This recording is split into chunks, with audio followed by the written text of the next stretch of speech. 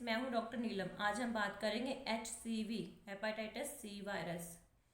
इस वायरस की वजह से लीवर के सेल्स जो है उसमें इन्फ्लेमेशन हो जाती है, स्वेलिंग हो जाती है, इसीलिए इसको हेपेटाइटिस सी बोला जाता है। हेपेटाइटिस सी जो है वो काफ़ी हद तक हेपेटाइटिस बी जैसा होता है, काफ़ी से बातों में ये सिमिलर होता है। हेपेटाइटिस सी वायरस जो फैलता है ये फैलता है ब्लड के थ्रू। अगर किसी इन्फेक्टेड पर्सन का ब्लड किसी दूसरे पर्सन को चढ़ा दिया जाए तो उसको हेपेटाइटिस सी हो जाता है। या फिर पेरेंटल रूट से फैलता है, इंजेक्शंस के थ्रू, इन्फेक्टेड नीडल्स के थ्रू। जैसे अगर कोई टैटू बनवाता है, एक्यूपंक्चर करवाता है, या ऐसे पेशेंट्स हैं जिनको रूटीनली जो है ब्लड ट्रांसफ्यूज़न करवाना पड़ता है, जैसे कि थैलेसीमिया के पेशेंट होते हैं, डायलिसिस में होता है। मतलब ऐसे जो है पेशेंट्स जिनको कोई प्रॉब्लम है जिसके लिए उनको रूटीनली टेस्ट करवाना पड़ता है, तो उनको ध्यान रखना पड़ेगा कि जो नीडल्स हैं वो जो है डिसइंफेक्टेंट हो, मतलब वो अच्छे से स्टेराइल करके यूज़ करें या फिर डिस्पोजल सिरिंज यूज़ करें ताकि हेपेटाइटिस सी के चांसेस कम हो।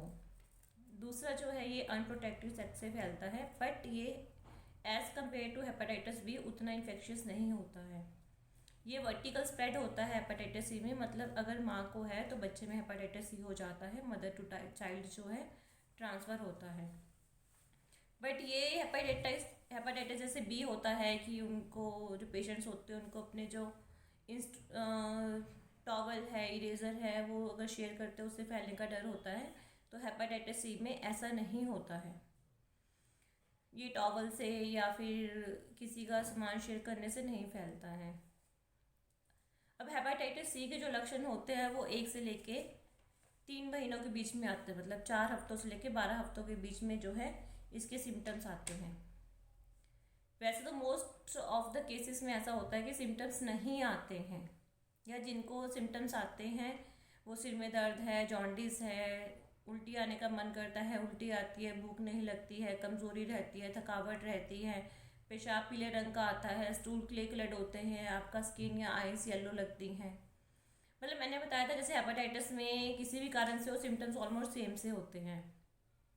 लेकिन इसमें क्या होता है कि जो हेपेटाइटिस सी होता है इसमें लक्षण बहुत कम आते हैं और ये क्रॉनिक हो जाता है। मतलब ऐसी प्रॉब्लम जो 6 महीने में ठीक नहीं होती है और 6 महीने के से ज़्यादा अगर ये लीवर के सेल्स को डैमेज करता है तो वो कंडीशन क्रॉनिक बोली जाती है। मतलब हेपेटाइटिस सी वायरस आपकी बॉडी के अंदर तो है लेकिन वो कोई सिम्टम नहीं देता है और लीवर के सेल्स को डैमेज कर रहा है धीरे धीरे करके, जिसकी वजह से आपको कॉम्प्लिकेशंस आ जाती हैं।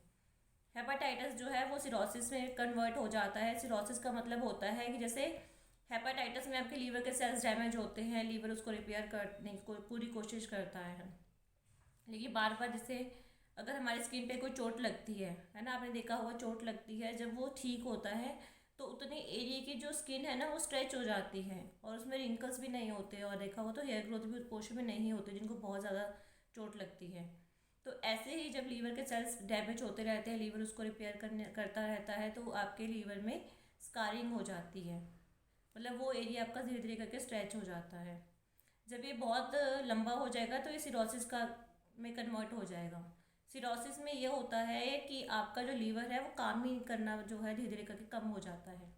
जो लीवर जैसे मैंने बताया था कि शरीर में 300 से ज़्यादा काम करता है, लेकिन सिरोसिस में एक कंडीशन आ जाती है कि लीवर जो है अपना जो नॉर्मल उसके फंक्शंस होते हैं उस पर असर आना शुरू हो जाता है, और यही सिरोसिस जब लास्ट स्टेज में पहुंचता है तो लीवर के फंक्शंस जो हैं वो बिल्कुल ख़त्म हो जाते हैं। उसकी वजह से बाकी बॉडी के दूसरे ऑर्गन्स में भी प्रॉब्लम्स क्रिएट हो जाती हैं या फिर लीवर कैंसर में कन्वर्ट हो जाता है।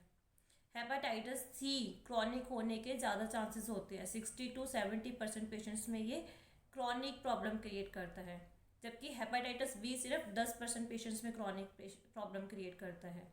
तो इसलिए हेपेटाइटिस सी के लिए आप रूटीनली चेकअप करवाते हैं तो आपको पता चल जाता है कि आपको हेपेटाइटिस सी है या नहीं है।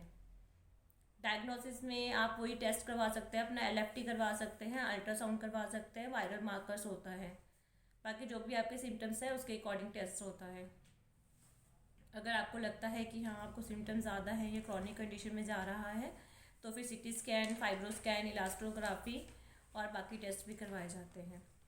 प्रिवेंशन ऑलमोस्ट सारे हेपेटाइटिस में सेम होता है कि आपको लीवर के ऊपर लोड कम डालना है।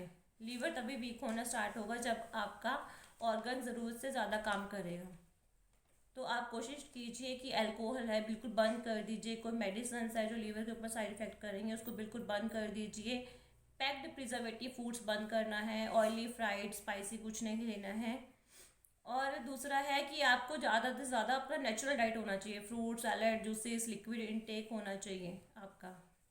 अगर आपका लाइफस्टाइल ठीक रहेगा तो आपका ये जो प्रॉब्लम है क्रॉनिक में जाने से रुक जाएगी। स्टार्टिंग में आप अगर इसको पकड़ लेते हो तो आप इसको बिल्कुल रिकवर कर सकते हो।